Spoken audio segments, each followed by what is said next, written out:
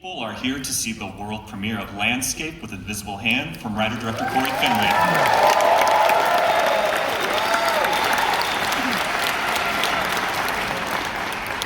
It's a real great moment for me to be here because I had the absolute honor 6 years ago to introduce the directorial debut of Cory Thoroughbreds that played the festival.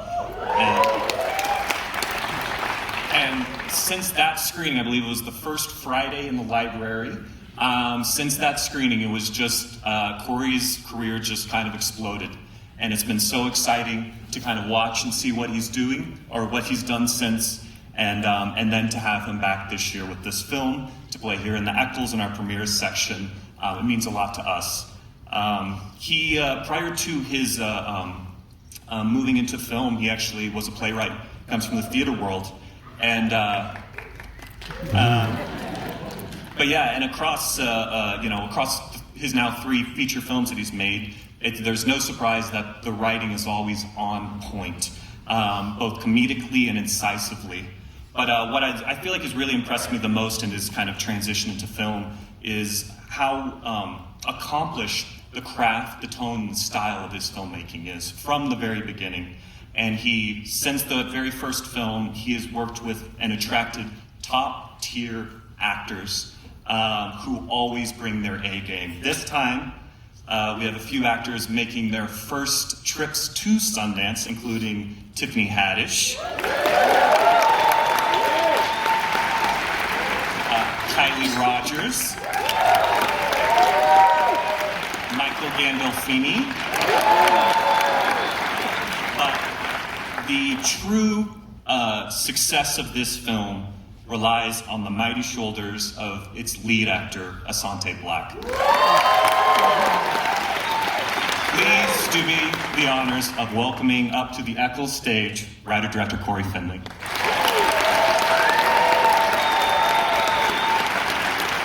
Thank you all so much for coming. I want to give a huge thank you to Charlie and the rest of the Sundance programming team. Premiering Thoroughbreds here in Park City back in 2016, I believe, was one of the real highlights of my creative life, and it's just such a rush to be back here in the legendary Eccles Theater. This is so exciting. I want to thank M.T. Anderson, the author of the deeply insane in the best way book that this film is based on. I want to thank our producers at Plan B and our partners at MGM and Annapurna for believing in this movie. And of course, I want to thank our marvelous cast and crew who made this movie what it is, and again, many of whom are here today. I hope this is the kind of movie that you will want to talk about after, and I hope you stay to talk about it with us. Thank you. Please welcome back Cory Finley.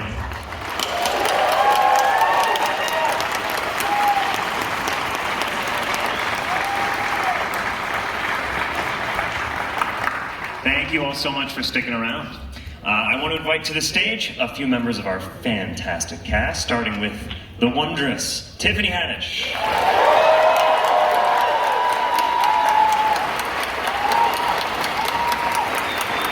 The remarkable Kylie Rogers.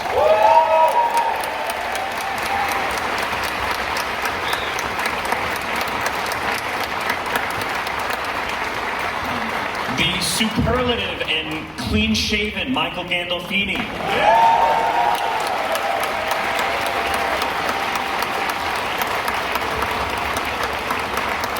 And sadly, the phenomenal heart and soul of this movie, Asante Blackk, was not able to join us tonight, but I know he's here in spirit and wishes he could be. We do love Asante. Let's get a big round of applause for Asante Blackk. I want to bring just a few members of our key crew and creative team on stage, starting with the wild genius of MT, aka Tobin Anderson, the author of the novella Landscape.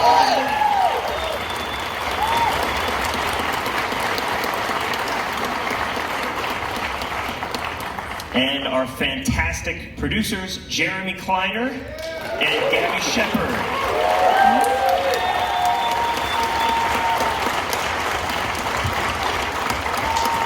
Finally, as they're joining us, I just want to shout out a couple of our crew members who are here in the audience. If you'll let me embarrass you by standing up when I call your name, that would be great. If it's too embarrassing, you can stay seated. Our DP, Lyle Vincent.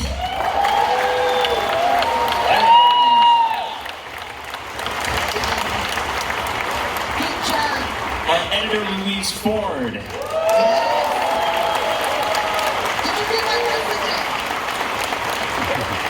And our composer, Michael Abels.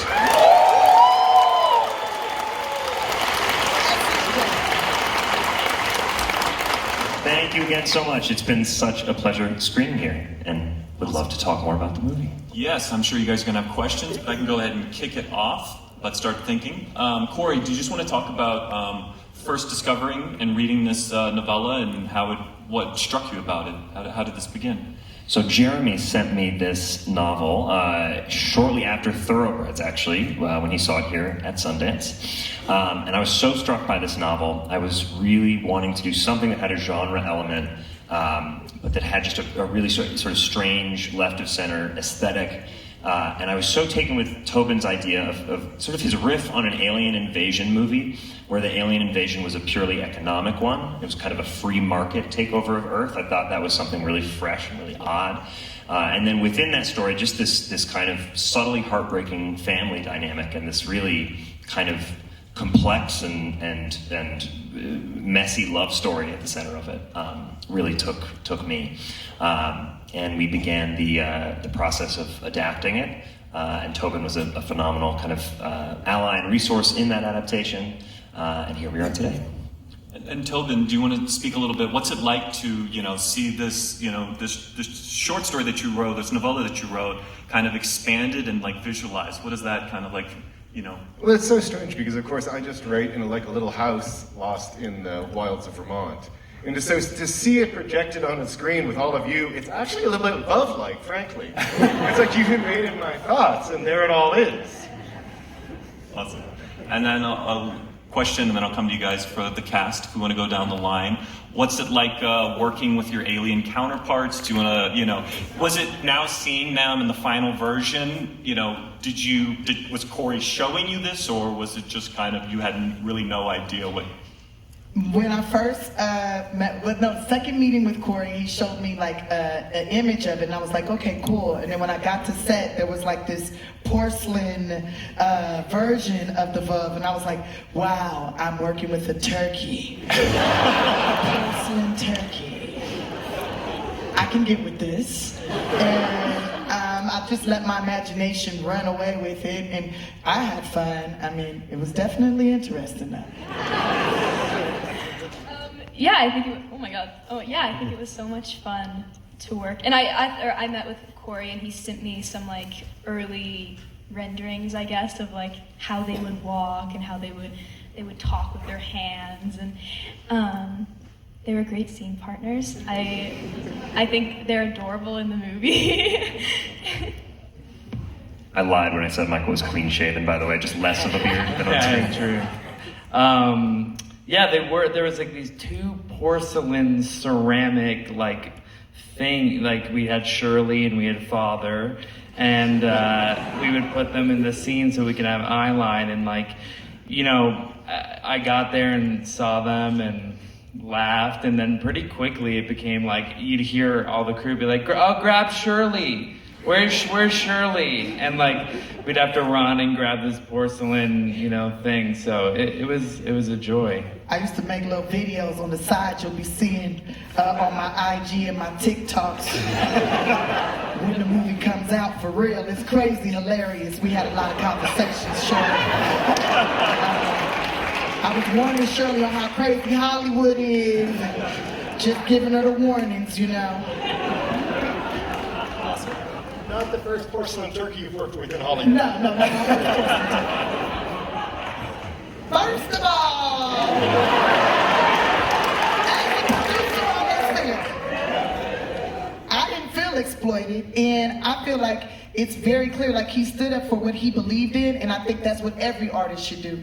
If someone's trying to take your content, which I I hadn't experienced with that. I didn't have any control, right? And once you speak up, and it shows that, he spoke up and he took control of his narrative. He said, I'm not gonna allow this, I'm out, I can't do this.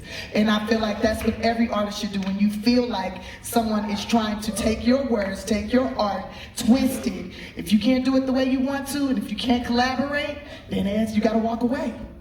And that's what that was. Watch it.